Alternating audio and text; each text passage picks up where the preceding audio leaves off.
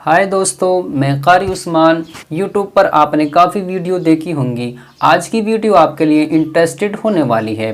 आज मैं आपको बताऊंगा व्हाट्सएप स्टेटस के बारे में। अगर आप चाहते हो आपका स्टेटस कोई ना देखे या जिसको आप चाहें ओनली आपका स्टेटस वही देखे, तो इस वीडियो को आखिर तक ज़रूर देखें। चलिए वीडियो को शुरू करते हैं। सबसे पहले हमें व्हाट्सएप में जाना है और इसमें जाने के बाद में हमें स्टेटस पे जाना है। स्टेटस पे जाने के बाद में थ्री डॉट पर क्लिक करना है। फिर इसके बाद में स्टेटस प्राइवेसी पे जाना है। इसके बाद हमें तीन ऑप्शन यहाँ पर मिल जाएंगे। माय कॉन्टैक्ट एक्सेप्ट पे जाना है और देखिए जितने भी हमारे यहाँ पर कॉन्टैक्ट नंबर है सब शो हो रहे हैं। अब हम इनमें से चाहें कि कोई हमारा स्टेटस ना देखे तो उस पर इस तरीके से क्लिक करना है और ये राइट कर देना है। अब हमारा ये स्टेटस नहीं देख सकता।